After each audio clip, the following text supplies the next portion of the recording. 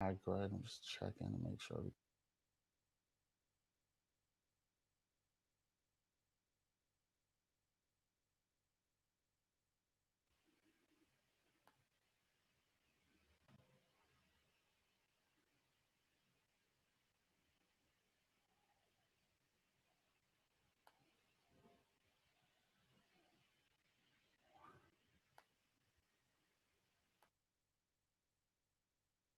All right, everybody, welcome to the NBA Exchange, Ain't Hard to Sell podcast crossover. Got a lot to talk about. Basketball season is right upon us. It'll be here in less than 2 weeks. You know, we're excited. Got to talk a lot about what's going on with basketball. Specifically, wanted the show to talk about what has been going on around the NBA GM survey and get our reactions to that. You know how I do to talk basketball. Got to introduce my guys. First, my co-host with the Ain't Hard to Tell podcast. He likes to not say that he's a Miami Heat fan, but we all know damn well that he is. That is Bryan Fonseca. What's up, B? Oh, you just gonna smile? That's what we're doing now. You just gonna smile? Okay. No, I have something I could respond to that with, but again, now is not the time. But other than Now that, is not the time. Okay. other than that, doing well, doing quite well, doing better than some other people around NBA circles that we'll get to. So should be a good, fun live stream that we have today. Should be fun. Also got to bring in our guy. He is a college basketball guru. I don't know if he's happy that the Yankees got knocked out, even though he is a Mets fan like myself. My man Jamal Murphy. Murph, what's up, man? What's up, fellas? Yeah, I'm actually for one of the first times ever I was rooting for the Yankees last night because I bet on them with a friend. You know what I'm saying? So when the money's involved, you know what I'm saying? I had to go with the Yankees, but of course it bit me. You know what I'm saying? Never root for the Yankees as a Met fan. Don't do it. Man, they were playing with your emotions. I'm really sorry about that, man. Playing with your emotions. And last but not least, my man, he is the co-host of the 7 Footers podcast. You also see him on True Hoop. Jarod Hector. Jarod and I yesterday were discussing how much we loved this season of Billions. Jarod, when are you going to get your billions? Listen, man, you got to be out here doing all kinds of illegal, shady shit to amass that kind of money. We're just talking about this. Listen, it's whew. There's a saying, right? Behind every great fortune is a great crime. And by the way, I'm repping one of Murph's favorite places, Inkwell Beach in Martha's Vineyard. Shout out to MB. That's right. Nice. All right, nice guys. I appreciate that. All right, Gerard, when you get on that legal plan, don't let me know. We won't talk about that. All right, guys, a lot to talk about. Bryan wanted to get into this before we got into the GM survey, so I say, why not? Why not do this? Kyrie Irving, there's a lot going on with him. We talked about on a previous podcast, we talked about NBA players getting vaccinated, not getting vaccinated. We saw what happened with Andrew Wiggins. He went and got that jab like we knew that he would. Kyrie Irving still hasn't got that jab, which makes me wonder, is he actually about this life? Is he really willing to hold out, not play in home games? The Nets have to be bothered by this, guys. They have said that this would resolve itself before the season started, but it's getting late early. So I asked the question, is this a concern? Is this panic time for the Nets? Bryan, I see you laughing. I know you want to get in on this. What do you think about this and how this might affect the Brooklyn Nets? Well, one, I'm laughing because of the lower third. Just Kyrie Irving versus vaccine. Look, I have nothing to do with that. You know what I'm saying? So I'm just letting y'all know. Look, we spoke to Michael Grady from the Yes Network on our last podcast episode. It just dropped yesterday. And he said, and this is prior to Woj's report last night, he didn't think this was going to be a distraction because the Nets are so deep. In essence, they're so good and they're so tight in terms of at least the big three as friends that this is not going to sort of fracture them and become a distraction. And where my sort of not concerned, because I don't actually care that much, but in terms of like what I would be looking towards is maybe from within this doesn't cause a distraction, but I think from the outside, like this is something that's going to be asked about constantly.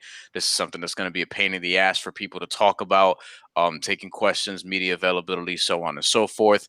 People are going to be in person this year more than they were last year to ask some of these questions as well. So, we'll see how those things go. And Yeah, I think that this is going to be an ongoing thing for however long it lasts. I'm not surprised. I was surprised at the amount of people that appear to be surprised when this happened, because this is a variable you always have to account for with Kyrie Irving. Like, shit just happens, and shit just always happens. And I think that I don't think the Nets, because people are talking about whether or not they should try to trade him. If I'm another team, why would I trade for him? I've always thought that Kyrie Irving is a prime candidate for early retirement. And maybe this is a step closer to that, or maybe that's on the extreme side and he just gets vaccinated and comes back. I don't know. But I think I'm prepared for all scenarios when this plays out. I wouldn't be surprised pretty much in any which way this goes. Jarod and Murph, you guys, I know we'll talk to this about title favorites. We'll get into this right after. I know you guys have been very high in the Nets, and I am as well, too, in terms of winning the championships here. You heard what Bryan said about what Grady told us, and how he doesn't think this will be a distraction. But this isn't going away, guys. The media is going to continuously ask questions to Steve Nash, to other players about this on a daily basis. Are you guys concerned about how this can affect this team at this point? Of course, I mean, of course, it's a distraction. Are you kidding me? Like, the dude is about to miss half of his games. Okay, when have you ever seen that in your life? You've never seen anything like that. He only plays away games, and I've heard some people say, "Oh, well, you know, they can get by. It gives them rest and blah blah blah." That's including the playoffs. You idiots! You know what I'm saying? So he's gonna have a playoff series and only play away games. Like, it doesn't make any sense. Of course it's a distraction, not even in terms of what the media, any questions or any of that. It's a distraction from what you're trying to accomplish: win games, win a championship, have continuity on your, within your team. Are you kidding me? None of us have ever heard of anything like this. You can't even go through with this. And I mean, you're right, Bryan, in terms of, how, can you trade him? What can you get for him? Who wants him? I get that, but as the Nets organization, you have to try to get rid of him. Because this is untenable. Are you kidding me? Like, it's just I don't even understand. This is just another example of how crazy the world has gotten. We got Trump as president. Now you got the anti-vaxxers, and then you got people who I assume also are anti-vaxxers, say, "Oh, don't worry about it. Oh, Kyrie, he can still do it. Half his games, he still helps the team." Shut up. You have to make a change here. Murph, I don't know. See, Dex, I told you the stream was a good idea.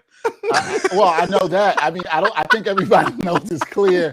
I had a lot of pent up. I'm sorry. I see that.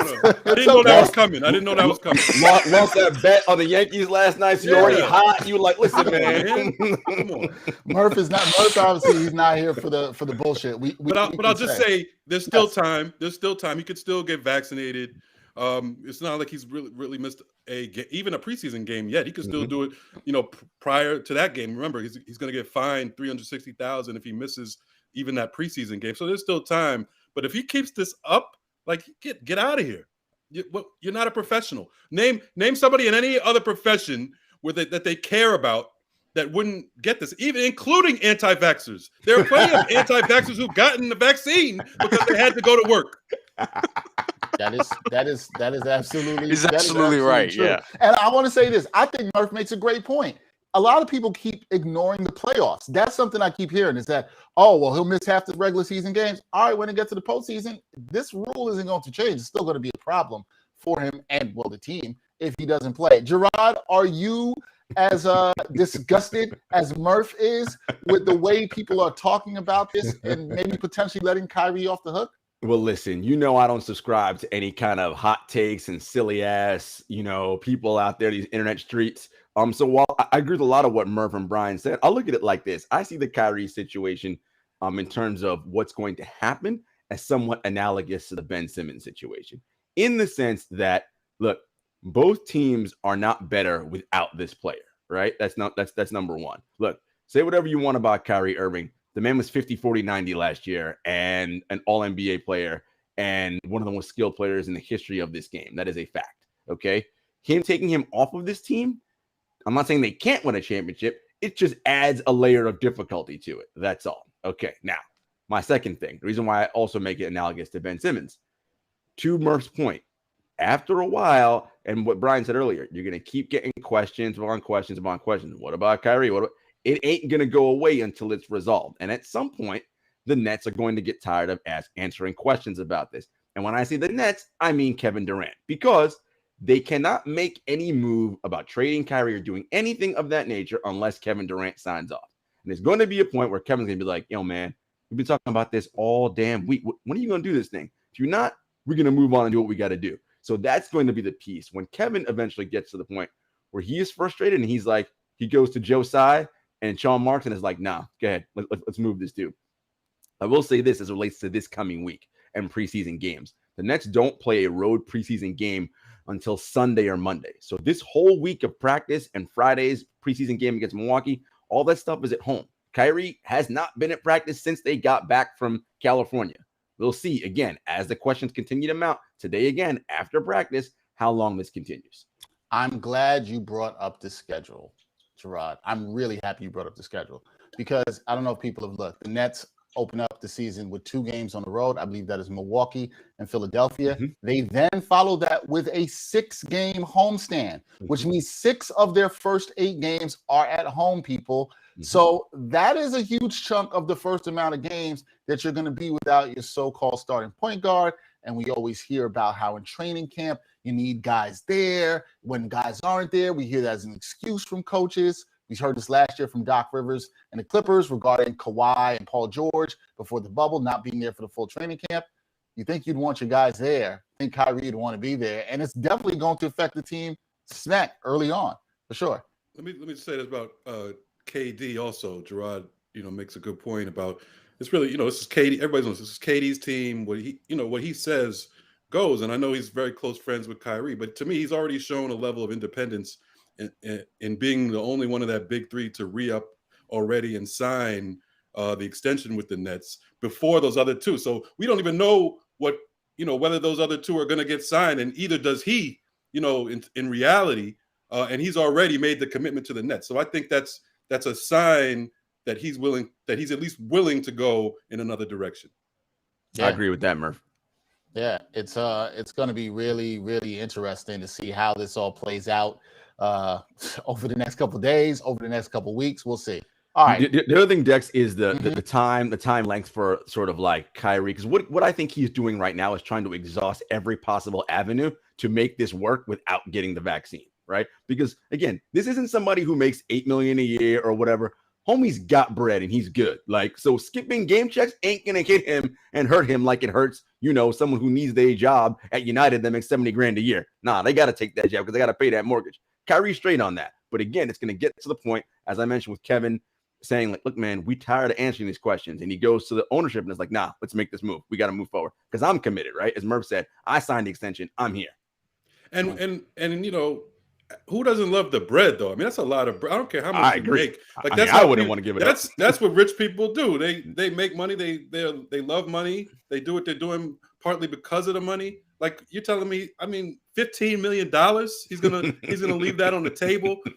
In terms of what's his reason? Is it faith? He don't got no reason. Is it faith-based? If it's faith-based, he could get the religious exemption if it were real, right? So we don't even know. We don't like what's Murph. It's a private matter. I'm a human being first. It's a private matter. It's like Murph said the last time we all got together to talk some basketball, right? It's like they don't really have a reason, and I'm lumping the anti-vaxxers together when I say that they don't really have a reason. Murph, you make a great point. If it was for the religious exemption, I mean, sheesh. Andrew Wiggins tried it, and then he said that he was going to stand up and fight the fight, and he did not, as we expected. If Kyrie was going to take that route, now Andrew Wiggins did take one for the team. He was the one that went out and said, "Let's get this religious exemption." And I think everybody knows, like, if you don't really have religious reasons, it's not going to work. I also argued on the last time we got together, please show me the religious text that says that they're anti-vaccine. I'd like to see that, but I don't think that exists. But whatever. So he's not even going to play that card. I'm intrigued to see how long he thinks this can go on or how long he can push it. But the longer it goes on, like we all have agreed, there will be more questions. The media is not going to stop asking questions about this. And we're probably, sadly, not going to stop talking about this. But moving on. NBA GM survey came out this week. It's always interesting in how we look at this. And one of the questions I want to ask you guys, because it's predictions. There's a lot of predictions around this. Is this really important for anybody in terms of gathering information other than the perceptions of how GMs see other teams, players around the leagues? Do you guys put a lot of stock into this? Jarod, I'll start with you. Is there a lot of importance with the NBA GM survey?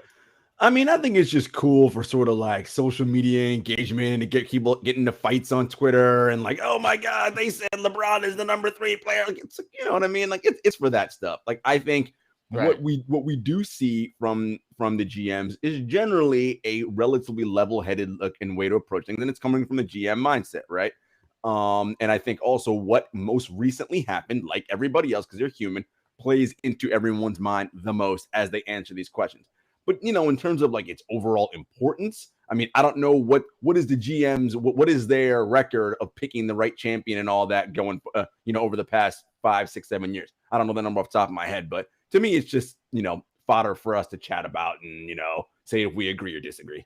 Well, last year, just to address that point you just brought up, 81% of the GMs last year had the Lakers. So, and that didn't turn out. Well, yeah, right. Bryan, do you enjoy this? Does this get your blood boiling when you read the GM survey? Oh, I honestly look forward to it every year. Not from the standpoint of like, I care about what they say and I'm going to make my NBA opinions for the upcoming season based off of what they say. But I look forward to it every year for the things that Jarod was sort of talking about, where it is fodder. It's fun to talk about, and just to see how they think. There are always certain things that surprise me that are always very interesting. There aren't very many things that I find irrational because, again, this comes from an NBA GM mindset, and we don't have as many shitty GMs as we used to have in the NBA, I feel like. So, like, it's always very interesting to me, just the results, see what people think, especially when it comes to, like, the NBA championship, because I think that, we've adopted this mentality, and this is probably, like, post-Warriors syndrome, where we think every year that we know who's going to win the championship. And I contend that many years we just don't. As Murph just pointed out, a lot of people picked the Lakers last year and they got eliminated in the first round. I don't remember a whole lot of people picking the Raptors, a couple years before that, et cetera, et cetera. And you could say, hey, injuries are the reason that these things happen. And I would say, hey, injuries happen every fucking season, every single one. So we talk about, if this team were healthy, if that team were healthy, and like where in NBA history has a team been healthy for the entire season and then ended up winning a championship, the team we thought. It doesn't happen as often as we think. So I find it very interesting to, one, sort of preview the season and then look back on it afterwards and be like, hey, like some things were right, some things were wrong. And, it's always fun to talk about. And as Jarod pointed out, I think it's important to highlight that it's generally level-headed, which is, a good thing because Lord knows we don't get a lot of that these days. We do not get a lot of NBA with nuance. But Jarod and Jamal, you actually did this, Murph. You brought it up. Lakers last year, 81% of the GMs picked them to win. So let's look at that. The team to win the 2022 NBA Finals that most of the GMs picked were the Brooklyn Nets, right? Even probably knowing everything they know surrounding Kyrie. 72% of the vote went to the Nets, 17% to the Lakers, 10% to the Bucks. With that being said, guys, are the Nets the team to beat, even with everything that we talked about with Kyrie at the top of the show? Murph, I'll start with you.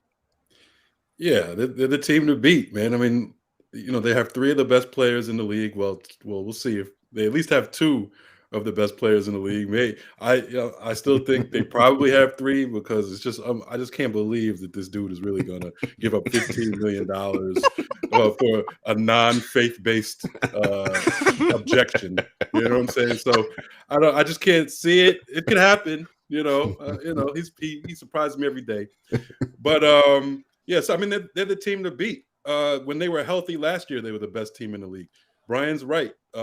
Nobody ever stays healthy throughout the years. But, when Golden State was winning championship, the Lakers back in the day, everybody knew those were the best teams. And the key is if you're healthy at the end. You don't have to go through the whole season without an injury, but you need to be whole come playoff time, or at least like by the second round of playoff time. So if they can do that, they're the easy favorites. and I've said this over and over. I think Sean Marks does a tremendous job of building a roster. He always finds these, he did a great job when they didn't have talent. He still was able to come up with guys like Karis LeVert, Dinwiddie, people like that. Still the roster would always be better than you thought. And then even when he has these three superstars, the guys he's able to put around them with not much money, guys like Bruce Brown, versatile guys who can do a lot of different things. He has Bembry this year. And then he brings in you got Blake Griffin, and then you bring in Aldridge and Millsap. And all these guys still have like easily 10, 15 minutes, 20 minutes a game in the tank. Blake Griffin showed that last year. So you have all these guys, and all they want to do is win a championship. And if Kyrie doesn't ruin the whole thing, they're the easy pick to win it all. So this time I think the GMs are right, barring injury. So we'll see. GMs are right, barring injury. Now, Brian, your team, the Miami Heat, they were not placed in the top 3 there at all in terms of votes, which makes me think you were probably upset about that. No, they shouldn't be in the top 3. They shouldn't be in the top 3. Oh, this is shocking coming from you. So are you in agreement with the GMs that Brooklyn is the team to beat? I think Brooklyn's the favorite. I just, if you ask me if they're going to win the title, we'll see. We'll see how that whole Kyrie thing may or may not nuke them. Now, I will say I don't think Kyrie Irving is as conducive to winning necessarily in the way that some people think individually. I do think that obviously he helps, James Harden and Kevin Durant a ton. But of the 3, he's the one that I'm least worried about missing on the floor because you need the other 2 guys more. With that being said, if he's not going to be there and it's going to create that instability, then what happens if James Harden and or Kevin Durant go down, which happened last year, which, as they age, as they get more into the league, as their post-injury, significant injuries over the last year or two, like there's a possibility that this can happen again. How confident are we that, they're going to be as good as they should regardless? I know that they're very deep, but in this league, like the margins are so thin. I don't think they're that much better than the Bucks. I don't think they're that much better than the Bucks to where it's like if they have a bunch of problems that the Bucks can't beat them again, because we just saw that happen last year. So, and then as far as the Lakers go, because they were a team that was up there in the top 3. I'm the guy who's like, look, I'm going to bet on LeBron James if he's out there. Except the last couple of years, the groin injury, and the last year, I think he had a strained Achilles that kept him out for several weeks, and he was never quite right after that in the way that he typically would be. Again, I go back to this. I don't feel great about any of the teams, not a single one, in terms of putting my money on to win the NBA championship. But if I had to arrange the top 3, I would probably have it the same way: Brooklyn, Lakers, then Milwaukee, in terms of who should be the favorites. And I'd probably have it in that same order. Though I have a good feeling that by the end of the year, we'll see that didn't hold up necessarily. Jarod, I know you were high on the Nets, and I kind of throw the same question I did at Murph to you, which is, does the Kyrie stuff change anything for you, or do you agree with the GMs that they should absolutely be the odds-on favorites to win the title? You're asking who they think the favorites are, not who's going to win it. No one has a crystal ball. We don't know who's going to win it. But if you're asking me who the favorite is, yes, Brooklyn is the favorite. And I think I want to push back on something Brian said. Like, I think Kyrie is very important to this team winning a title. When they made the decision to figure out, okay, Harden's running point and Kyrie's off ball, all the cutting action that he was doing and the easy baskets that Kyrie was getting was instrumental. Let's not forget, this team, when those 3 guys were playing, the best offense in the history of basketball, okay? And I contend, again, and Murph mentioned their depth, which is excellent, even better than last year. If all 3 of these guys in that depth is playing the 16 games that matter, I don't see any team beating them 4 times out of 7. It's just too hard because defensively you have too many questions. Who are you doubling first, right? Because your first issue is stop. Okay, how are we going to stop Kevin Durant? Which is generally a problem because most teams don't have anyone to do that. And then now it becomes, all right, if we load up on him, Harden's an elite passer, right? You get the ball to Harden, Kyrie's cutting. You got Joe Harris. You got a lot of other guys out there. So I think just the talent on this team is too great. Now, in terms of the rest of the way that the GMs broke it down, Lakers and Milwaukee Bucks, I would actually flip-flop it. I'd have Milwaukee as 2. Look, I think the Lakers are going to be a fine regular season team. I don't like this team come postseason. I don't think they have enough shooting and enough spacing, and I worry about them scoring when it matters. I think they'll guard fine, but, losing Caruso out on the perimeter is going to matter some. I don't, and losing KCP, I don't love it. I really don't. And Anthony Davis is going to have to be the guy. He's saying all the right things. Everybody's saying it's my team. It's my team. All right, my guy. Well, show us this year that you're the dude. So for me, I'm dropping the Lakers down and I'm bringing Milwaukee. Look, Milwaukee's essentially the same team. And the scary thing is, Giannis is now entering his prime. He just turned 26. This is the beginning of his prime. So in theory, he could get better, right? So I think I would have Milwaukee higher than the Lakers for sure. All right, Milwaukee higher than Lakers. Moving along, guys. This is one of the things, I don't know how y'all feel, but this is why we're going to talk about this. This was one of the GM votes in the survey that kind of shocked me, was the MVP award. And 37% of the general managers picked Kevin Durant, your boy Jarod, to win the MVP award. I just always thought in my mind, I'm not sure how much he'll be able to do or put up gaudy numbers, or will the Nets win enough games if they care about the regular season that much for him to win that award. Jarod, I'm going to put it right back, and you start with you since this is your guy. Do you like the GM's vote here? Do you agree with them that KD will win the award? Obviously, we don't know, but do you like that prediction that he would win the 2022 NBA MVP award? So I'm going to do a cross-sport bit now. So you're all on Kevin Durant all of a sudden. No, look, here's my position on that. MVP is a narrative-based award. And the narrative is, wait a minute, we're looking at total stats, all right? And everyone finally came around the realization last year that Kevin Durant's that dude, even though that dude's been telling you he's been that dude the entire time he's been in the NBA. But that's not here or there. And they're looking at it and saying, well, wait a minute. How can this guy, who likely is going to end his career somewhere in or around the top 10 all time, how does he only have one MVP? Well, that shit ain't right. We got to fix that. And I think that is why you have a lot of GMs looking at, should Durant pick up a second MVP? So it's like that career achievement, like, fuck it. You probably should give him another one somewhere along the line. All right, let's have it out here, and let's start the narrative that he's the dude to win MVP. And look, if he plays, I don't know, 65, 70 games, he does his usual 27, 7, and whatever, and they win, and they're the 2 or 1 seed, I can see it. Okay, you can see it. Bryan, are you buying this, Kevin Durant as MVP this year? You think this is possible? I've been struggling with MVP significantly in terms of like just trying to predict somebody before the season started, more than I have in a while. Last year there was a lot of hype for Luka Doncic. I think that was a year too soon. I think he's probably the guy that I would lean towards here. I just question if Dallas is going to win enough. But because Jarod said, again, this is a narrative-based award, and I think it's a great point. I think Luka could have a lot of narrative on his side if he's able to get Dallas, the 4th seed or something along those lines, which is possible because the Western Conference, 1, not as great as we think and not as great as it normally is, and 2, this ties into 1, the injuries to Jamal Murray and Kawhi Leonard are significant. We don't know how long they're out for.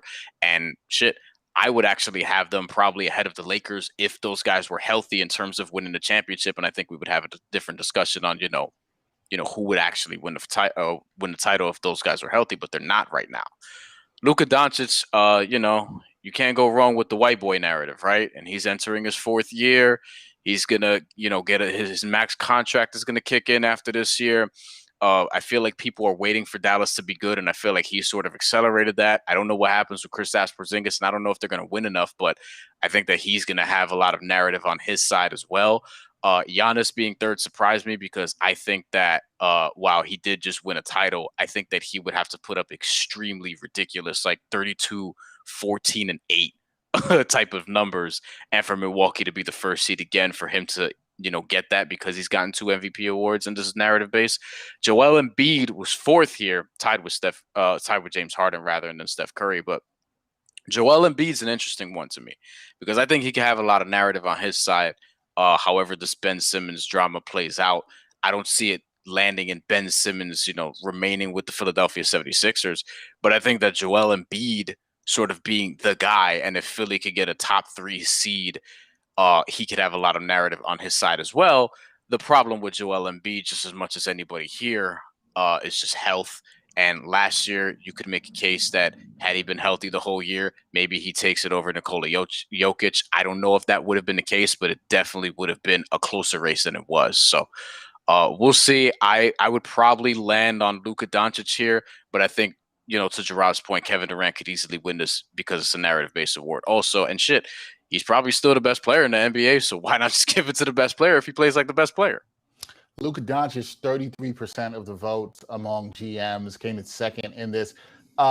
Murph, is Giannis being a little disrespected? While we understand the narrative thing here, this guy was killing it the last time we saw him play in Game 6 of the NBA Finals.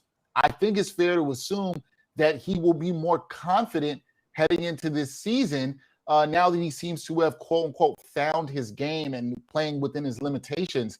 Do you think there's any chance that he can still get this award? He got 13% of the vote, or does he have to do what Bryan said, which is put up ridiculous numbers like 32, 18, and I forgot whatever else the hell Bryan said, but it was some ridiculous numbers. 32, 14, and 8. He could do it, by the way. He could do something very close. Yeah. What do you think about that, Murph? Because I know you've been a Giannis guy, and you were proud to see him break through in the finals the way he did last year.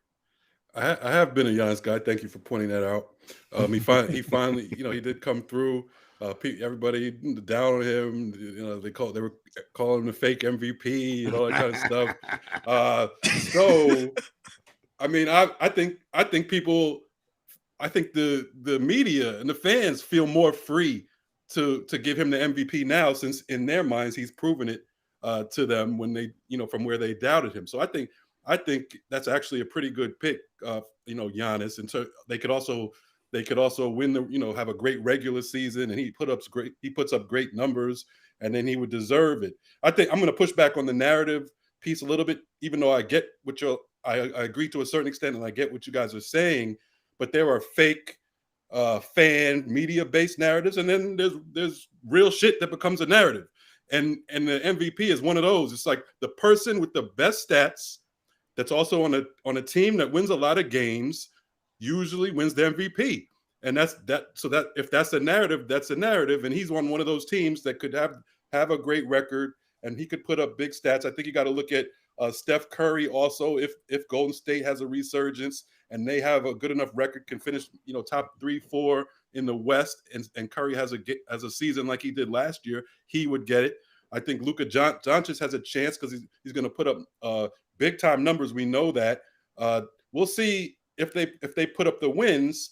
But regardless, we know that people want him to get it. A lot of the media and fans want Doncic to win MVP. So I think that plays into it also. And then don't forget LeBron James. If the Lakers have a great record, he has a chance too as a swan song. So I think it could go a lot of different ways. If I had to, and of course Durant too, same thing. If the Nets have a great regular season, which I'm pretty sure they will, with or without Kyrie, and he puts up his monster numbers, he'll be in the running. A lot of it's going to come down to how many games people play. Remember, Jokic, same thing. One of the reasons he won the MVP last year is because he played the most games. He played every game last year and put up monster numbers. And Denver won a lot of games. So I would probably lean. I think I'm going to lean towards what you started, what your question was to me in the first place, and I think I would lean Giannis, to tell you the truth, even though that would be his third MVP. But I could see it. It's going to be interesting. Also be interesting to see if we get back-to-back white MVPs. I know none of us have seen that in our lifetime. Two different players who were white getting MVP. Didn't Bird win like 3 in a row? Yeah, that's one player, right? That's one player. Here we go. Hey, you know who hasn't done that, right, Murph? KD. Listen. I'm not messing with y'all. All right. Gotta try to get me hot today. I was a little bit surprised that Jokic wasn't there at all, but I guess they just don't think he's going to do it again. They feel like they're probably not going to give it to him a second straight time. So I mean, it's also to what everyone's saying. Murph, you made a great point. It's about availability. You got to play enough games, right? Facts. And who knows who's going to try to go after it and not. Honestly, I think media members are tired of voting for LeBron. So unless something historical happens on his end, he's not getting another one. Like, I think they're done giving him MVPs. And they have Giannis fatigue as well. Like, let's not forget that voters, they like to reverse engineer legacies. They're like, oh, shit, look at we got to give this guy one. We got it, right? And it's like, is it time for Luka? Yeah, nah, he's young. Let's still get it. The minds of these media people who vote on this shit are fucking crazy. It's not quite as bad as baseball, where they control the game and they own that shit. But they got some feelings. They got some feelings. But remember, Kobe only got one, Shaq only got one, and those guys are probably top 10 guys all time. Here we go. I would push back on the fact that they just give out MVPs because they think. Even the field. Shaq having one is pretty nuts. Every MVP has been deserving. Every MVP has been deserving. Steve Nash was great those 2 years. I hate to say it. And his team won a lot of games. They did. He was available. He was available. He earned it the first year, and then he was better the second year. That's what it was. Yeah. And look, they're great. To Murph's point, there are great players that do not have multiple MVP awards. Yeah. We know this. I mean, Jarod, you also brought this up too about KD, right? Like, it's kind of maybe crazy to some degree that he doesn't have one. But like, no one would say Steve Nash is a better player than Kevin Durant. Nobody would say that. But he's got 2 MVP awards. No, I'm just stop it. Don't do that. Don't do that. I think people from Canada might say that. You know what I'm saying? Listen, that's why they in Canada. That's why they in Canada. No disrespect. No disrespect. That's why they in Canada. All right, guys. Moving on. These were the things we just found interesting about the NBA GM survey, and this is one I always find interesting. A topic for anybody. If you could start a franchise with any player, who would you pick? Now, there wasn't that much change between last year and this year. But last year, Giannis and Luka both got 43% of the vote. This year, Luka, 43% of the vote. Giannis, 40% of the vote. Also receiving votes, Anthony Davis, KD, LeBron, Jokic, and Zion Williamson.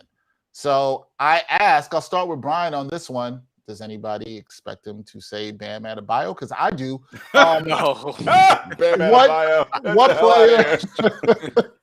What player would you start? I may get to him later if we get to a different category. Yeah. Of course you're going to get to him later. No, it's a story for today. Of course you're going to get to him later. Bryan, if you could start a franchise with a player, who would you start with? Are you rocking with the GMs? Is it going to be Giannis, or is it going to be Luka, or is it somebody else like Bam Adebayo? I almost want to make a Nikola Jokic case because I feel like, again, I'm surprised at, I don't want to call it disrespect, but I think he should be a little bit higher up than this. Like, he just won MVP last year, and we saw what he was able to do with very minimal help. And, the reason that they lost in the playoffs is probably because, 1, Jamal Murray's injury, and 2, he ran out of gas because, he was in the bubble the year before. Jokic would be somebody that I strongly consider here above anybody else in the league because of what he can do as the best passing center ever. He can shoot, he can create shots, game-winning shots in ways that you wouldn't expect somebody of his build to do. Like, he's a special player who's improved as a defender even, and he's somebody that I would strongly consider here. Given that Giannis just won a championship, I would probably lean toward him a little bit more than Luka Doncic, even though I prefer what Luka Doncic could bring offensively in terms of being able to create a shot and do all those things. But Giannis has everything else, right? He has absolutely everything else. But again, if this comes down to just play style and who do I want to build with, who do I want to build my team around? Yeah, I would take Nikola Jokic. I honestly would. Okay, you also got Ben Gaskins. See you in the chat checking in. He agrees with you with Joker. Jarod, is it KD for you? Because I'm just gonna put out that everybody's gonna go with their guys. Come on, so Jarod is gonna be on the KD tip. Here we go. I mean, no. Listen, you're talking about building a team today. So your thought process is, how am I going to be good going forward into the future? As great as I think KD is, best player in the league, he's 33 years old. Like, we don't got that much time left of that, right? Giannis is 26. Jokic is 26. Luka's 23 or younger? I don't even know how old he is. Young. 21, 22. You can't go wrong with either of those three dudes. I think, to Bryan's point, it's about stylistically, when you build your team, what do you think makes sense for you? And it's tough, man. Like, I love what Luka does. I mean, Dex, we're big Luka guys here. I love what he can do from a creation standpoint, but I love what Jokic can do you basically have a point center. Right, you can run your offense through him, which then means that when you bring in bench guys, it's not necessarily that I need a backup point guard. I can just have shooters around him because we can run it through him. Right, that gives you a little bit more flexibility. On the other end, Giannis gives you so much flexibility because he can do all the defensive things that Jokic and Luka can't do. Yes, he has the shooting flaw, but I mean, it's tough. It's tough. I honestly, you can't go wrong with either three, but I think for building a team, and both sides of the ball matter, I'm going to lean slightly, ever so slightly, to Giannis. But if I was picking two and I can get Jokic, I'm taking him. All right, Murph. What about you? We can't. I don't even know who I can needle you with. There's no plan. Is it Zion? Right there. Zion. Zion. Yeah. My bad. I almost forgot. How could you forget? Is it Zion? Is it your boy Ice Trey down in Atlanta? Should he get some love? I did think Trae Young was going to get a little love here. Yeah, I'm just needling everybody with their players because I got to. So for you, Dex, what we gonna say? Julius Randle? Damn, that ain't good. Yo, all in on building a team around R.J. Barrett. Look, he's right here for my show. There you go. All right, there you go. There you go. Come on. Are you serious? Come on. We're not doing that. Come on now. Come on. Y'all can try to needle me, but it's not gonna work. Well, yours would be Luka. Yeah, it would be Luka Yours for would me. be Luka. Mine would be Luka for a lot of the reasons, and I'll get back to you, Murph, in a second. A lot of the reasons that Jarod mentioned. I just love what he can do with the ball. I do think Jarod makes a fair point, and why I might even want to lean to Giannis, just because he's better on the other side of the ball, and Luka still has some work to do on that side of the ball. But in terms of a lot of work. Yeah, in terms of a lot of work, and also needs to get in shape, which people don't criticize him for enough. But I think we know how white that is. But anyways, I think that he's still a really good player. Obviously, a great player, can do a lot with the ball, can handle, can make others better, an elite passer. So I would go with him. And he's 22. He's 22 right now. You should have a good long-term future with him if he's healthy. So I don't think you can go wrong with Luka. But like Jarod said, it's tough. Now, Murph, to you. Come on, just do it, man. Just say Zion or Trae Young. If I was building a team to my liking and I want to have fun and I want to enjoy what I was watching, I would start with Zion. But I'm going to keep it real. I would start with Kyrie Irving. He's so available. He's available for every game. You can count on him. There'll be no distraction. Fantastic. No. But I lean towards Giannis, like for the reasons that all you guys already stated. He plays both ends of the floor. He's only 26. He's a leader. He's actually won a championship already, so we know he can get it done. I think he's still getting better. I think his shot will continue to get better every year. So he'll have fewer deficiencies than he has right now. So I would go that way. Luka, obviously great player, great offensive player. Not so much on the other end. I'm sure he could do it, but we've only seen Luka completely carrying a team and being ball dominant. Could he fit in with other great players? I'm sure he could, but we haven't seen it. And I love Brian's Joker pick because nobody's talking about him, and that is he would be a great player to build a franchise around because so unselfish, has so many skills, gets a lot of people involved, can score, can do whatever you need him to do. So that'd be a great look too. But I got to go Giannis. Jokic also just entering his prime is 26. So I mean, yeah. All good points. I always feel like that's a very interesting discussion. So I like to see how the GMs voted on that. All right. This is an interesting one, and I'm definitely starting with Jarod on this one. I know what it is. I found it's like two of his guys were in this voting. It's two of his young guys. And the one that he loves. And he told us last year, if you watch NBA Picks and Props with us, this one guy is coming back. And we never knew when he was coming back. We had no idea when this guy was coming back at all. Jarod had all the intel, but now he is back, and he should be primed for the next question. So the next question was to the GMs, which player is most likely to have a breakout season in 2021, 2022? Now, this is also players that probably, if they have this breakout season, will be in the running for Most Improved Player award. I don't think anybody saw Julius Randle coming last year, not even a Knicks fan like myself, but I have a feeling Jarod Hector sees what's coming. He talks about not having a crystal ball, but he's had a crystal ball for this guy the entire time. And Jaren Jackson Jr., boy, from the Memphis Grizzlies, he got 17% of the vote. Anthony Edwards, Minnesota Timberwolves, 13% of the vote.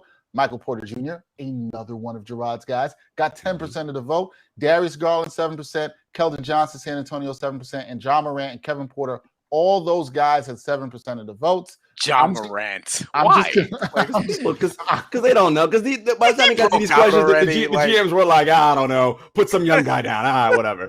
Yeah. I just want to run through some of the other names that also received votes. Some young guys: DeAndre Ayton, LaMelo Ball, Lonzo Ball, SGA, DeAndre Hunter, Karis LeVert, if he can play. Karis LeVert is the funny one. I'm like, yo, poor Karis, like, stress fracture in the back. Damn. oh really? my Yeah, god, poor man. him. Sorry about that. Karl Anthony Towns, Devin Vassell, and Murph's boy, Zion Williamson. All right, Gerard. How's he going to break out? Drop Right. 35? Yeah, I don't know. He's shooting like 90% from the field. Like, what are we doing? He's already made an all-star game. Because I tell you, it's like we all get these surveys, and by the time you get there, you're like, you start putting whatever you want on there because you're just wilding. Like, these motherfuckers. Yeah, come on. Like, all right, Gerard, you're not off the hook here. I got you. We know you're going to talk about your guys. Tell us why Jarrett Jackson will be the player most likely to have a breakout season, because we know you ain't going to say anybody else. Shout out to my guy Tripp. Look, first of all, Tripp needs to have a breakout season because of that vaunted 2018 draft class. DeAndre Ayton, as we also know, and a few other guys have not signed their rookie extensions yet. And if Jarrett wants to get that rookie extension bag, my guy, you need to be healthy this season, play the whole season, and limit the things that we saw hindering you in your first two seasons, mainly on the defensive end. It was only one game, but last night in the preseason game, he looked so much better on defense, not biting for those silly ass pump fakes like he usually does, sliding his feet, using his athleticism. He wasn't hitting his threes last night, but offense comes and goes, shots come and go. But that piece, if he's rebounding and playing defense, he'll be able to score enough points. I think Jaren is definitely primed to have a breakout season, and he also has to have one again so he can secure that rookie deal, that rookie extension. I'm going to talk on MPJ real quick, my other guy and my other young boy in here. Listen, his anti-vax stance got me real, funny with this dude. But with no Jamal Murray, I mean, he's going to light that scoreboard up because he is number 2 scoring option, right? I mean, he's going to get a ton of looks, and I can see him making a case for early All-Star buzz. And if he makes All-Star, that's all you need, right? So those two guys for sure to me are primed for quote-unquote breakouts. There you go, with your guys. All right, Murph. Are you going with your guy Zion Williamson? Although I have no idea what he would have to do to quote unquote break out. I don't understand what he would have probably to play do the whole season without getting hurt. I was going to say that's probably it. But that's a weak narrative too. Can I say? I keep hearing people. I know he has the broken foot now. He's supposed to be back for the opening game. We'll see if he misses if he misses the first month. You can start talking about that again. But he didn't. He played 61 games last year, and the 6 of the ones he missed they just rested him at the end when they were out of it. So he played the whole season last year. So can we stop talking about that? Wait till the next in-season injury where he has to miss significant time before we start saying, "Oh, he's always hurt." He's not. He played the whole season. He had 20. He dropped 27 and 7. He shot like what did he shoot? It's fucking 80%. Like, what the fuck are you going to do? You know what I'm saying? Murph is fired up, baby. Anyway. Yo, Murph. I feel like you got the Bryan energy today, man. Like, I don't know what happened. Yeah, the NBA season is starting soon. Then you got college coming soon. I'm Tell him why you're mad, son. I'm looking forward to college this year, Murph. Yes. So what was the question? I forgot. The question is, who's going to break out? Who's the breakout for you? You know who I like really? I really like RJ from the Knicks. I like him. Well, he needs to break out. You know what I'm saying? He's still at that level where people are like, yeah, he averaged 17 a game last year, but still, even Knicks fans, NBA, even more so, just non-Knicks fans are like, they didn't even notice that he improved last year. They're like, we don't know about him. They still don't think he's on the level of being a top 3 pick in that draft. But I think, and this might be recency bias because I watched the preseason game last night. He just looks so much more comfortable shooting 3. We all know his work ethic. We all know his pedigree. He's been top in his class, since he was in grade school. And you combine that with the work ethic. He has the body. He's 6'7". He looks bigger and stronger. I think he has a breakout season to where at the end of this season is not a question whether he's a pillar of that Knicks franchise. Murph, you stole my thunder. Sorry. I agree with you. I think it's ridiculous that he wasn't even mentioned on this list. And I would have said this before the last night's game. I thought RJ played good with good confidence. There were some things he needs to work on in the playoffs. I think he is confident, focused. He's seen the snub. The Knicks got snubbed in a lot of things with this list. We can get into that another time. A lot of things, like not the best. I'll get into that when we talk about defensive teams. That pissed me off. But Murph, I agree with you. I think it's ridiculous. Like my money would be on Triple J too, though, if we were betting, because I think Triple J has a lot of motivation, like RJ Barrett. But I think RJ Barrett should have been mentioned in here because I think he's hungry. I think he hears a lot. I think he needs to establish himself at minimum as a number 2 behind Julius Randle on this team, and I think he will. I think he's going to play really good and have a really strong season. Bryan, you seems like you feel that way too. Although I'm a little bit surprised, man, because you're all in on Heat culture. So I'm like, where's the Tyler Hero love, man? I thought you was gonna have some Tyler Hero love up in here. Wait for it. I have 3 guys. I have 3 guys who I really like to break out this year who were not anywhere on this list. Okay. One of them is RJ Barrett for all the reasons that Murph said, and for all the reasons that I've said on previous podcasts. I think he's somebody at this season, I see him averaging something along the lines of like 20 points, 7 rebounds, and 3.5 assists or something like that, shooting, good percentages. And to Murph's point, there's not going to be a question at the end of the year of whether or not you keep him, extend him, whether or not he's going to be a pillar, et cetera, et cetera. And then I think ideally he becomes your go-to guy the year after this year. OG Anunoby from the Toronto Raptors. That's a good one. I didn't see him on this list, and that was pretty shocking to me. Although I did think that, he improved last year. I think that he's going to take another step. Kyle Lowry's no longer there. The Toronto Raptors, I don't quite know where they're going to fall in the standings, so I'm not going to say he's going to win Most Improved Player or anything like that, because he did have a good season last year, but I think he's going to hit another gear as one of the best sort of two-way forwards in the Eastern Conference this year. So he's somebody that I would look at there. And then Tyler Hero's honestly the other one, because he's going to be coming off the bench this year, and I think that's a role that's ideal for him and more comfortable for him. He has gotten stronger, which I've noticed. And I think that he's going to be able to come in a role that's more comfortable, not having to be the point guard off the bench, which is a little weird last year. And then the inconsistencies with COVID and injuries and their rotations got screwed up just as much as anybody else in the NBA. They're down in Miami. I think that Tyler Hero not only could break out, I think he could win 6th Man of the Year and actually, have a good season where he's averaging something along the lines of 17, 18 points a game, a few assists. Good rebounds because he's a good rebounding guard and doing so efficiently for a team that's going to be one of the best teams in the Eastern Conference. Yeah, okay. Can rock with that. I should have known somebody. Remember when we heard that Tyler Hero was going to be better than Devin Booker? Who said that? Somebody said that. Oh. I didn't say that. Me. I'm saying there are people in the Heat organization who were telling Dan Le Batard that he reported it, and they were saying that they want him to be sort of that. So. Hey, look, I mean, we'll see. I'm not the wildest, Devin Booker sort of fan in this group, but I do think he's better at the moment. But he's very good. I just do think he's a little overrated right now, and people put him in the same call him Kobe Bryant. Yeah. Anybody says who said he's Kobe Bryant? I would know that too. A lot of people were saying that, yo. I see a little Kobe in him. In Devin Booker, they were yes. I told y'all this during the finals. This was a big thing, like on TV, on Twitter, on articles and stuff. People were saying they were like stylistically. Oh, he's just like Kobe. He got the mid-range game. He's not a great 3-point shooter, but he's a good one. It's like everything. Like they were doing the whole shit, and I'm like, yo, Devin Booker's not Kobe, dog. Like, let's calm the fuck down. And just like people say, willfully say it about Ayton. He benefited from Chris Paul. There are a lot of guys who could have benefited from Chris Paul who are on that same level. Like a Tatum, a Donovan Mitchell, guys like that. I still think they're all clumped together. Shouts to the point guard. Yeah, no. That's a great point, Murph. All right, moving along.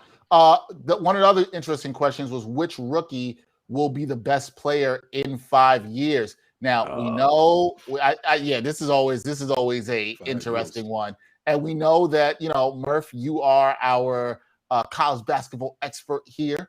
I'll go through how the voting breakdown was. Evan Mobley of Cleveland, which I know when we did a draft show, I know a lot of us, we liked Evan Mobley as a prospect here. He got 33% of the vote. Cade Cunningham from Detroit, 30%. Jalen Green, who I actually like a lot, 23%. Jalen Suggs, 10%. Davion Mitchell, 3%. Last year, James Wiseman had 36% of the vote. 5 years ago, guess who had 70% of the vote? Who? Ben Simmons. I'll leave it at that. Murph, Is he the best player from that draft who class? else was in that draft? Brandon Ingram. Brandon Ingram. He's better than him. Ben's better than Jalen Brown. Is he? He's slightly better. See, I know. His it's the career, shooting. I know it's the shooting. I'm not talking about last playoff series. Right. talking Ben's about already his been career all so NBA far. on both ends of the floor. Like we gotta this dude can ball, man. I know the shooting thing is a problem. I know that. But he can do literally everything else. Has anybody else been all NBA out of that? No, not in No, I don't that think class. anybody has. I don't think Jalen anybody Brown has. had a shot had he not got hurt. I think last year was that maybe. Yeah. But, so Murph, who do you like? Who do you like out of these teams? Who do you like? Obviously it's a Player. it's a tough question, obviously, but I'll take the safe pick, just like the Detroit Pistons did at the one pick. I'll take Cade Cunningham just because it's a safe pick. I have no doubt he's going to get better and better. He has the most well-rounded game. He can do everything. I'm sure, I feel confident where his head is at. He's going to want to improve every year. I think he'll have a good rookie year. But of course, you gotta mention Evan Mobley just because of that upside, 7 foot, mobile, can do a lot. Already a great defender. I like Jalen Suggs also. I think he's a big time player. He's like he can't avoid standing out on the court. Jalen Green, I like him. I think he has a lot of potential.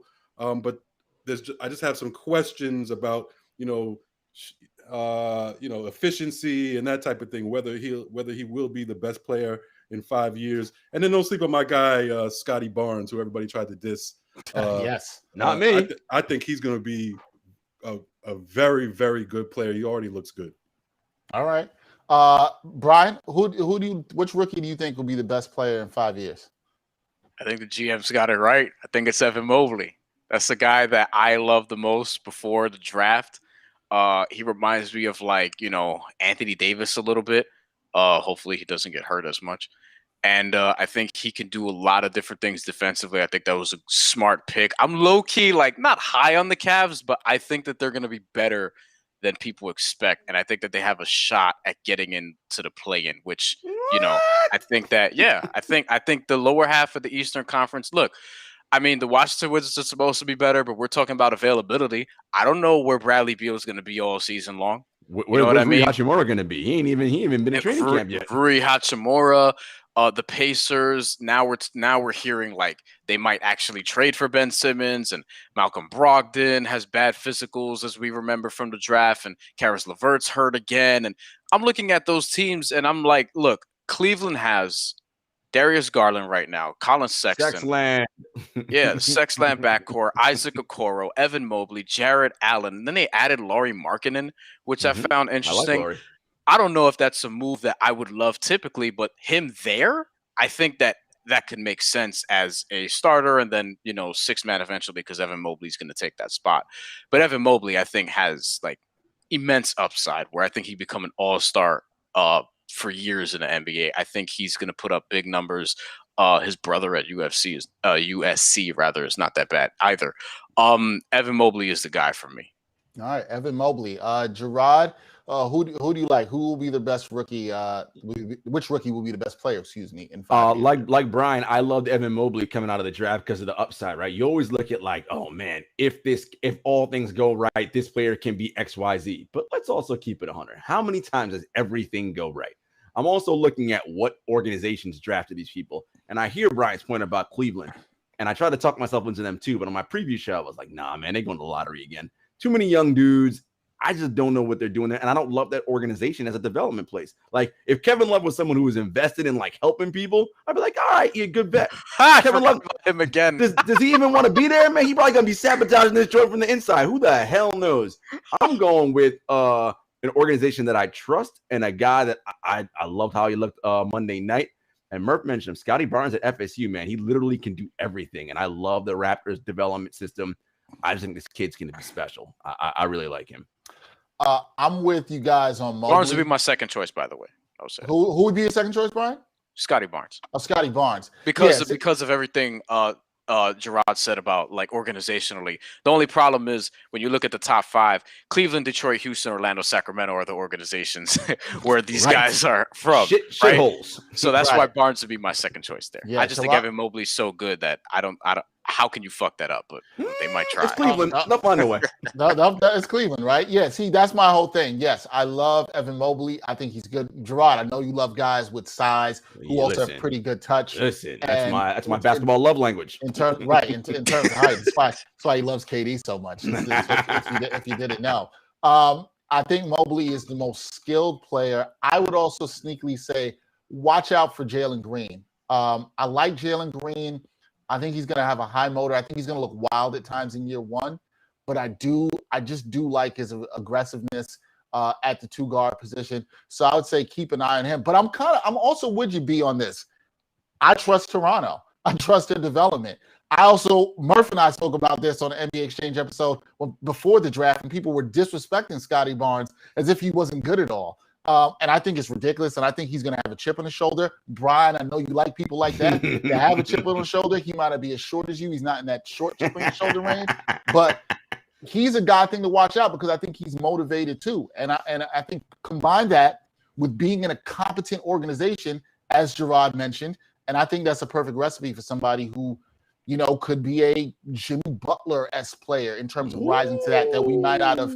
When I say that, I mean a guy that we probably undervalued in terms of coming into a draft and then showed the work ethic, was in the right situation, put in Jimmy Butler, Kawhi Leonard, any of these low picks that became pretty good, very good two-way players. Wouldn't shock me if that happens for Scotty Barnes. And do remember, somebody did call Scotty Barnes a zero-level scorer. Who said that? Called that. I believe this was someone on Sam Vecini's podcast. I'm not sure exactly who said it, but it was on his podcast. Somebody in the Ringer, someone at the Ringer said some nonsense like that. Yeah. I heard someone try to compare him to Slow-Mo from Kyle Anderson. Come on, man. Yeah. And Jimmy comparison is interesting. I was like, Kyle is a good NBA player, but come on. Yeah. Do you watch college basketball? What are you talking about? Just watch the players. Watch the players. Watch the game. And Florida State, low key, and Murph will attest to this. Low key, they put out some Terrence Mann, Jonathan Isaacs. Leonard Hamilton is running a phenomenal program down there. He need to come get his boy Jonathan Isaac back though, because clearly he didn't go to no classes to learn about stuff. Because he got some suspect beliefs. But he was in church. He was in church. He was on Fox the other day. That's what he was. He was. He was. Oh, was he? No shade. Shade to church. Nah. Shade to church is stopping people from getting the vaccine. Moving on. This will be an interesting one, especially I think between Brian and Jarod. Who's the best defensive player in the NBA? Is it Brian's favorite player, the Stifle Tower in Utah? Is it Ben Simmons? Is it Giannis? It's Bam Adebayo. You know he's gonna say that. What the fuck is Bam? How is he not on any honestly? But can we talk about this shit? I was looking at this. I was like, excuse me. Let's hold on one second. Hold on one second. Let's not act like we are going to talk about this. You are going to talk about this because as soon as I saw this and they didn't put Bam on there, as soon as there was no Bam on there, I said, "Oh man, Brian is going to go crazy." And if I'm not saying this will happen, and if Jarod, who will go after you, Brian, if Jarod happens to say anything about Rudy Gobert, you know it's going to get your blood boiling. You can't wait to say something.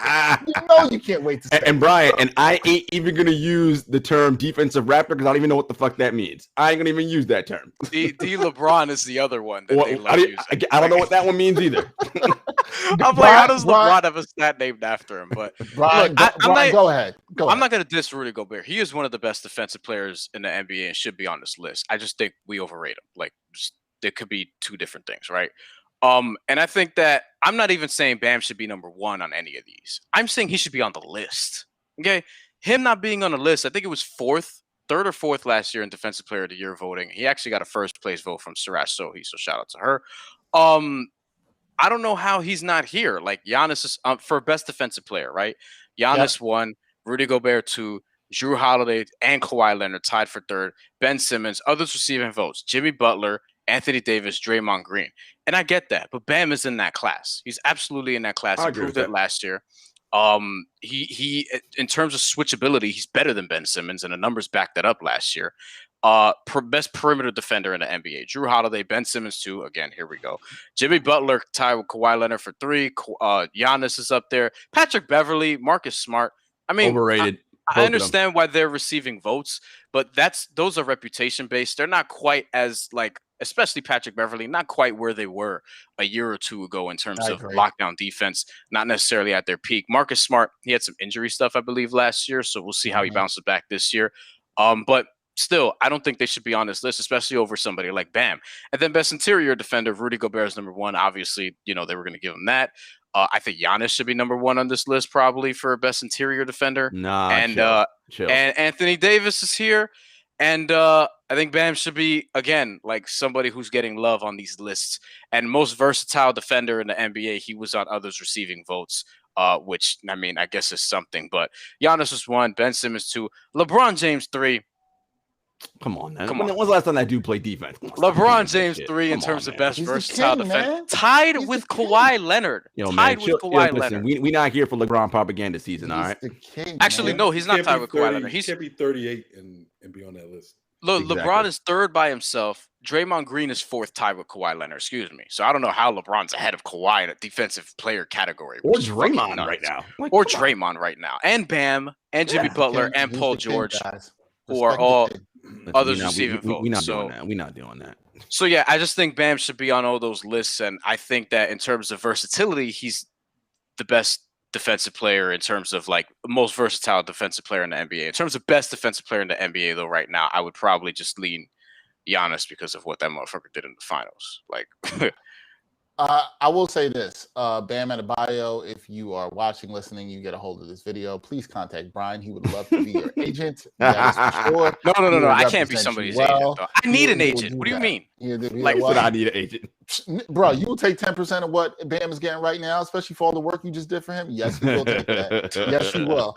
More than what I'm getting right now. Jarod, what's up? Who will you put as the best defensive player? First off, I want to shout out Ben Gassney's in the chat here. I mean, AD could be someone like that if he plays a full season and plays healthy. Maybe. Facts. I mean, what does he lead the league in, Dex? Returning to the locker room right ahead of Kristaps Porzingis, leads the league in trips to the locker room in the game, and probably at least second in the league in sitting on the bench in street clothes. Correct. He leads the league in suits. What was his nickname again? Street clothes?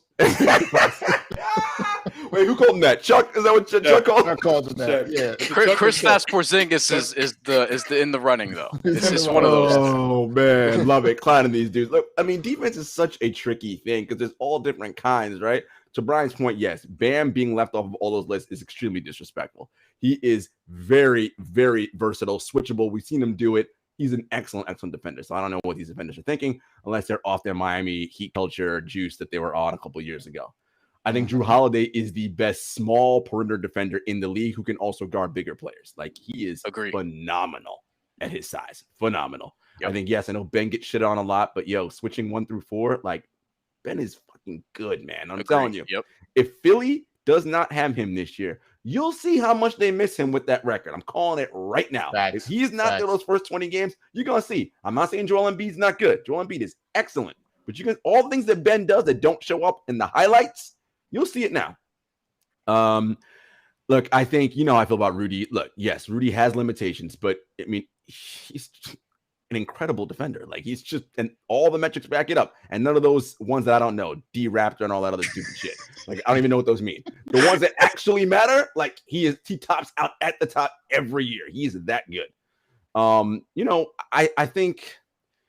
really think when you're talking about full-on defense and who can do what, I love Giannis's ability. I think, no, he's not as good as Rudy interior, but I love Giannis's switchability. And also, look, Bud protects him sometimes, right? Doesn't have him often guarding the best players because Giannis is great at help side and weak side defense, right?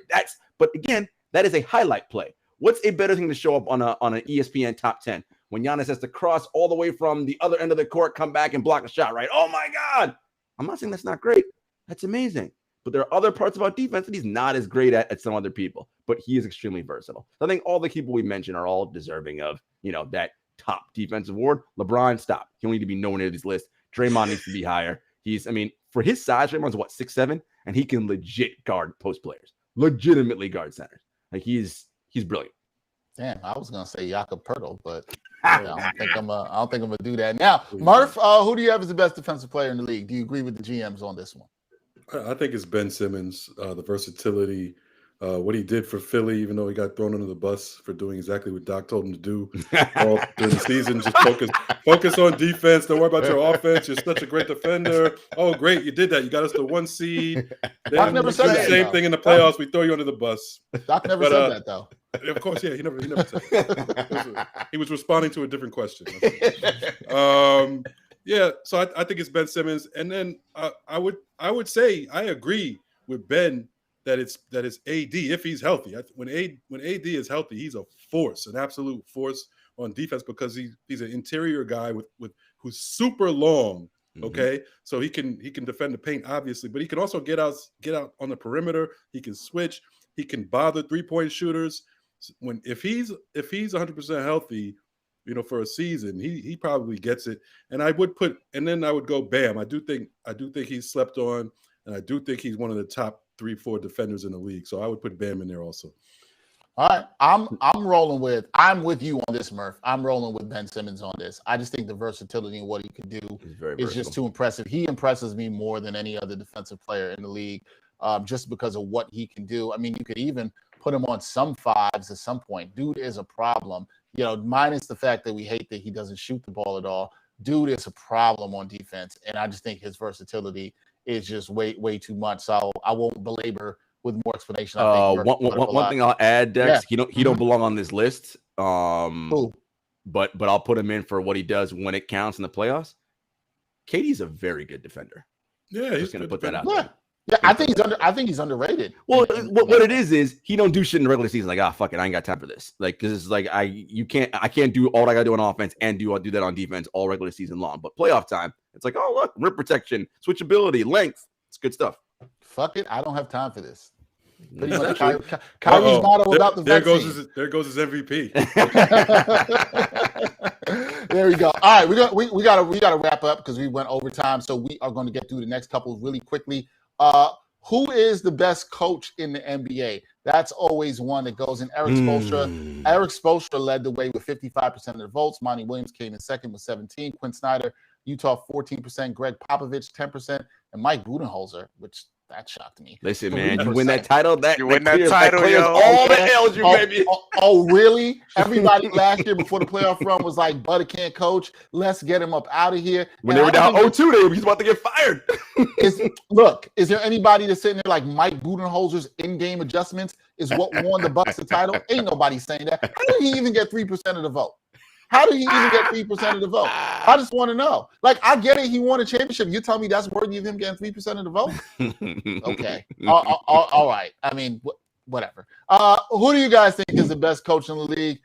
Brian, your guy, Eric Spoelstra, is leading the way. Do you agree with this? Just say yes. Which I was a little surprised at, actually, coming off last season, how he dominated this category. He got more than half of the vote.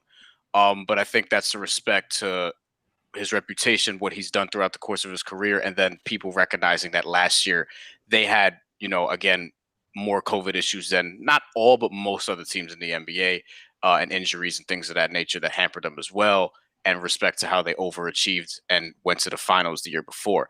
I don't know who I would definitively put ahead of Eric Spoelstra on this list. I probably didn't expect him to be number one, though. I thought people would have had the Quinn Snyder or Monty Williams sort of hard on when they were voting for this. I see that Greg Popovich is losing favor, and he ain't going to be higher than he is now next year because the Spurs are not going to be very good, probably. Though they'll be interesting, they're just not going to be very good. I kind of would roll with Spoelstra here because I don't have a great answer to who I would put ahead of him. I think Tom Thibodeau should probably be in consideration, on this list somewhere. I think that Quinn Snyder, respect to him, he has a well-deserved spot here because of what he's done in Utah. And I think he's going to be in the conversation for Coach of the Year again. I think Monty Williams deserves a spot. And I think that, we'll look at some point and Steve Nash gets here. Maybe we'll look at some point and Frank Vogel gets here. I was surprised to not see either of them here. And then Coach Mike Malone in Denver. I think he's somebody who deserves to be in this conversation as well because of how well he's done over there. But I don't have a definitive answer for somebody who I would put ahead of Eric Spoelstra. So I'm fine with him being number one. I was just a little taken aback by how much he was. But again, I think that's respect to him. And I think that he could win Coach of the Year this year because of what Miami does. I'm a little bit disappointed, Murph, that I cannot say Stan Van Gundy to be here at all whatsoever. So I'm really disappointed in that. But Murph, who do you have as the best coach in the league right now? Well, since Brad Stevens is no longer Lord. I forgot about that. I should have needle and Jarod with that. The inventor of basketball. It leaves the field wide open for me. Brad Stevens. But I'll say, to me, you have to have won a ring for me to say you're the best coach in the league right now. So I got to go Spoelstra as far as that goes. I agree with everything Brian said. I mean, there are Nick Nurse. I like him a lot. That's a good one. Guys that haven't won a ring, I agree. Quinn Snyder doing a great job. Monty Williams is right up there. Mike Malone. So I agree with all that, but I'm going to go Spoelstra. All right. Damn, Jarod, I could have needled you with a little Brad Stevens. Yeah, he's so good. He had to go run to the front office because he couldn't coach no more. It's an upgrade. What do you mean? Yeah. An upgrade to a job he got no experience and know how to do. Murph, you know white people always failing up. You know what I'm saying? Failing up. That is true. God damn. Go ahead, Jarod. Let me get some shit like that. Oh man. I think you gotta look at it a couple of different ways, right? Like I look at like in-game tacticians, like who do I want, like diagramming, making adjustments, doing that kind of thing. Of course, Spo, Carlisle, T. Lou, man, like those to me are the best, and Nick Nurse, excuse me. Those four are the best in-game adjusters. And they're like, because they're not in love with their own system, they ain't willing to try whatever's going to work to win. And I love that about those four coaches in particular. And then everybody mentioned, like, you can't not look at what Quinn Snyder does, but to juxtapose him with the four I mentioned, he might be the worst at making in-game adjustments. Those four you mentioned have rings. And they all have rings. And Mike Malone as well, I think is phenomenal. I think to Brian's point, it'll be interesting to see where do you look at guys like Steve Nash, Steve Kerr, Frank Vogel, people like that. But yeah, those four that I mentioned in terms of in-game tacticians, and then Malone and Snyder. Yeah, and for me, I think it's hard to not go with Spoelstra just because of what he's done over the time, the culture that he's instilled. He's a guy that's been consistent with there. I know there's all this talk about heat culture. We know how much Brian loves it and bathes in heat culture. We know all that, but I think there's something to that. I use regular soap. All right, I use regular soap. Heat soap. Heat soap. Use heat soap. Yeah, that sounds bad. But anyway, the culture, he's been consistent. We've shown he's done a lot with teams where he hasn't had a lot of talent. He's got the most out of them. We've seen him do it with superstars, with the Heat at the early part of last decade.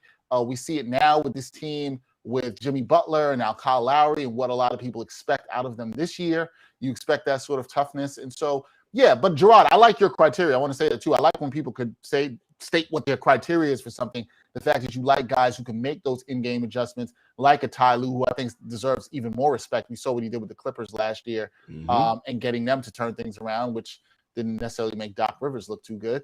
But yes, I think he's somebody that definitely deserves some more respect on his name. But I have no problem with the GMs here going with Eric Spoelstra. I think that's a fine and fair pick. All right, last topic. I found this one interesting. This was really good for me. A lot of good answers here. Yeah. This was really good. This is probably one of the most fun ones, I'd say, for last. What rule regarding play schedule, draft lottery, playoff format, etc., most needs to change? Jarod, I feel like I know. Jarod, I feel like I know what your answer is on this because we talked about this before. But I want to go through now. All the voting for this was really tight. Take transition fouls. Led the way with 13% of the vote. Additional coaches challenge, keep it when successful, 10% of vote. That's actually something I like. Free agency for the draft, really, I've screamed about that. I would like that. Scheduling, 10%. Seed playoffs 1 through 16, that also got 10% of the vote. And the Elam ending, 7% of the vote. Also receiving votes. Agent executive Barry needs to be tighter, allow more bench celebration. I don't know who's stopping that. Corner 3, same distance as above the break. Draft tiebreaker, opposite of playoff tiebreaker. Encourage diversity of play, in-season tournament, lottery odds, mandatory draft medical information, non-basketball moves, 1 free throw attempt for shooting foul, player trade demands, review time. Last year, this actually, so we don't have data on this from last year because this wasn't asked last year. So this is a new question that's been presented in the GM survey. Murph, I'll start with you on this one. What rule do you think needs to change in the league? I don't know, man. These are not things that I really think about too much or that bother me too much. I do wish, I don't like the fact that they limit the coaches to one challenge. I mean, what is that? I mean, you might as well not do any. If you get one challenge, you see 7 bad plays, but you hold it until the last 2 minutes because you might need it then. So I think you got to open that up, especially given the fact that they took away the automatic challenges in the last couple minutes now for the upcoming season. I think you got to give the coaches a couple more challenges. Okay, I like that one. Bryan, what about you? There's a lot of shit on here that got my attention. The transition fouls one was interesting. I didn't think that would be first, but I understand why. One of the big things for me is review time, because I'm just so fucking tired of everything being reviewed in the last 5 minutes, and then the last 5 minutes being an extra hour of game time damn near. And I just don't want to experience that any longer. Corner threes being the same distance as above, I would like to see how that works, if you can make that happen, because I do think that we're too in love with corner threes, and I don't want to see every fast break 3-on-1 just wind up in a corner three. You know what I mean? And I don't think that that's necessarily necessary. I know that why we do that, but I don't think that that's something that needs to happen. The Elam ending is interesting. I don't know if I want to see that in the NBA per se, but shit, it would help alleviate a lot of blowouts. It would just not be great for fantasy purposes. So I don't know how I'd feel about that. And then just, the allow more bench celebration thing, which Dexter mentioned. Who's stopping that? Yeah. I saw that. I was like, I'm trying to think, right? What GM, I don't know how many they had to put on their ballot, but what GM saw this and was like, hey, add more. Allow more bench celebration out of everything. Like, that's what we really need in this NBA more. And I feel like we get a lot of it. It's almost college level now. Wherever Theo Pinson is, it's going to get crazy. So, I don't think that was that much of a problem. And then free agency before the draft is, I'm a proponent of that. Absolutely. Because it works in the NFL. And I think that I think it would make the draft less interesting, though, because of trades. But I would just like to see how it works. All right. Jarod, what are your thoughts? What thoughts on this? What rule do you want to see change? Well, what did you think I was going to say? Because my thing isn't even on here. Oh, I thought you were going to say scheduling, because you and I have long talked about reducing the schedule. But we kind of know that's not going to happen. So my two things are they play way too many games. We should only play 58 games, right? That's one, but that's never going to happen. The other thing is abolish the fucking draft. Why do we have this stupid ass shit? I love that. Why the fuck do we have this stupid ass shit? Why? We operate in a system with all these billionaire owners who love their capitalism, but in sports, nah. I want socialism in sports. No. Yo, man, you make offers to who you want. You spend whatever the hell you want. If you can field the best team, you can. If you can't, oh well, sucks to be you. Come on, man, cut this shit out. I love you said that. I forgot about that, because I'm with Jarod in this. The draft is absolutely pointless. Why do we do this? Players should be able to come out and go to whatever team they want. If they have it, if they have the money to sign player, then whatever. Everybody's not going to, because the argument always be, oh, well, the Knicks and Lakers will sign. They will not. No, they won't. They will not, because certain players are going to want to come out and go to places where there are good cultures. Would somebody want to go to where the they Knicks? can play mad minutes? They might can be too many people on this team. Right, opportunity. In college, they spread it out. It's a lot more teams, but it's a lot more players also. In college, it's still spread out. Not everybody is going to Kentucky, because some guys are going to be like, I want to get playing time. I'm going to go to this school instead. Right, and the draft is ridiculous. Now, if you are going to sadly, Jarod, I do not think that the draft is going away anytime soon. Never. It should. And then when you sometimes bring it to people, like, well, how would it work if you don't have the draft? Easily, the same way free agency does. Right. The same way the college recruitment works. It's not going to change anything. But because I don't think it's going to change, my rule of go is put free agency before the draft, because I think what hurts is your ability to evaluate your team and who you might want to get as a rookie, and knowing where exactly he will fit if you're going to keep the draft. So it makes a lot more sense. I like Bryan brought up the great point. I like how the NFL does it. It helps them a lot. I just think it's better in terms of how you're going to build your team. But overall, yeah. You notice how. But here's the thing, Jarod. We can't expect the GMs, like you said, they're rocking with the billionaire owners. They ain't gonna get rid of the draft because they like it because it works for what the owners want. These billionaire owners are never gonna say, hey, let's get rid of the draft. Also, the draft helps GMs because then you could sell the whole idea of, well, give us time. We're building something here. And I'd like to point out before we go, can anybody tell me what the difference is between what Sam Presti is doing in Oklahoma City and what Sam Hinkie did in Philadelphia? None. The only difference is Hinkie was loud about it and said, yo, we tanking on purpose so we can get better draft picks. Presti's doing the same motherfucking thing, just ain't saying shit about it. Just, putting that and one's in Philly, one's in Oklahoma City. Right. So nobody cares about Oklahoma City. Jarod ain't fucking with Presti. In fact, listen, I'm still hot at Presti. Shit goes down. In fact, it's the opposite. People laud Presti. They're like, oh my God, look at all they have in the war chest. Look at all these picks. And I'm like, well, I'll let Murph, we talked about this when we did the draft show. Look who they drafted this year. Is that exciting anybody? I mean, all the picks. And I mean, let's just be real. Josh Giddey and who else did they get? I don't even remember. Well, Giddey throws a great one-handed pass off the dribble. Oh, word? Oh, okay. That's what I hear. That's what you hear. People keep talking about that. Did they get Book Knight or did he go to Charlotte? No, he went to Charlotte. Please note that when they talked about who's going to be the best player in 5 years, with all those draft picks, Oklahoma City didn't have one player that the GMs voted for, and none of us talked about it. We haven't talked about Oklahoma City until Jarod just mentioned it. So there you go. All right, make it like the transfer portal. Like make it like they do it in soccer. Well, you know what I'm saying? I would love college that. Make it just like that, and everybody bids. And I would love it. I would love that. Listen, come on. You know we love a good football. European football, not this American football bullshit. Football, yes, yeah, exactly. Football. Yeah. I'll tell you, who won't be loving football in a couple of weeks. It'll be Jarod when Liverpool gets listen. Hugh the smackdown. He knows what's coming. Hey, FIFA's out, Dex. FIFA's out now. Yeah. Mo Salah thinks what is he? He is a bargain discount rate striker. I mean, come on, he ain't even on bargain the level discount rate. He ain't even on the level of CR7 in Mexico. Excuse me, sir. Who is leading the EPL in goals right now? Listen, man, that's only because y'all listen. Man. I know you like to talk facts, but you sounding like Kyrie right now. Come on. All right.